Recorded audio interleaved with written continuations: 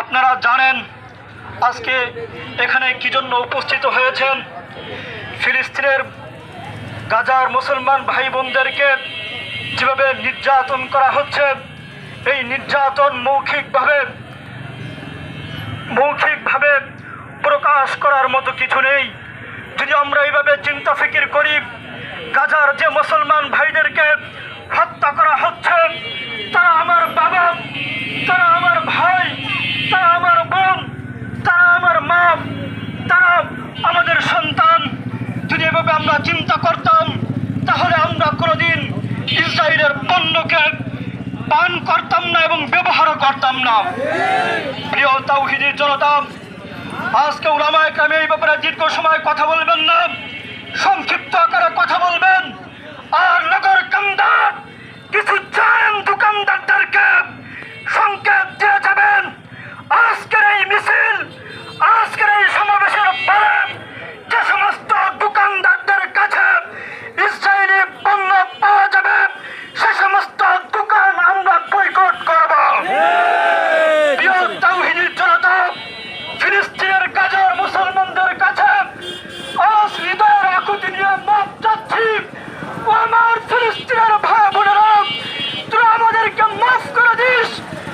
ও আমার ফিলিস্তিনের মুজাহিদ ভাইরা, আজ আমাদের জন্য উচিত ছিল তাদের সাথে গিয়ে জিহাদ করা। আজ আমরা পারছি না, আমাদের জন্য উচিত ছিল তাদের সাথে গিয়ে আহত হওয়া। আজ আমরা আহত হতে পারছি না, আমাদের জন্য উচিত ছিল আজকে তাদের বাড়িঘর যেমন শেষ করে দেওয়া হচ্ছে, আমাদের উচিত ছিল আমাদের বাড়িঘর যেন এরকম ধ্বংস করে দেওয়া হয়।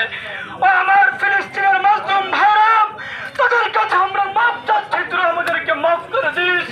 তোরা আমাদেরকে জন্য ধরাশায়ী করিস না, তোরা আমাদের জন্য এজন্য ধরাশায়ী করিস না।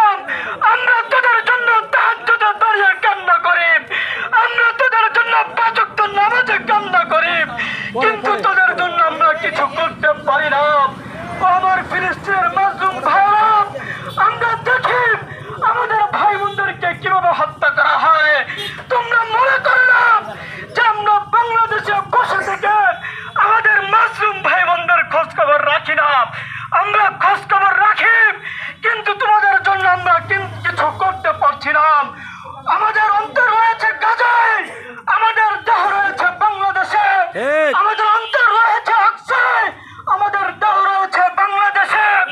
আমরা নগর কান্দার যুব সমাজ এবং আলেম সমাজদেরকে বলতে চাচ্ছি, ও উলামায়ে কেরাম, ও উলামা সমাজ, ও যুব সমাজ, আপনারা প্রত্যেকটা সময়ে যে সময়ে যে কর্মসূচি আছে, এ সময় কর্মসূচি বাস্তবায়ন করেন। মনে রাখবেন, এ কর্মসূচি বাস্তবায়ন করে মিছিল করে বিশ্বের মুসলমানদেরকে মুক্তি দেওয়া যাবে না। বিশ্বের মুসলমানদেরকে মুক্তি দিতে হলে এদেশের মধ্যে থেকে গণতন্ত্র নামক কুফরি তন্ত্র মন্ত্র রুখে এদেশে ইসলাম কায়েম করতে হবে। ইসলাম কায়েম করা, ইসলাম কায়েম করা।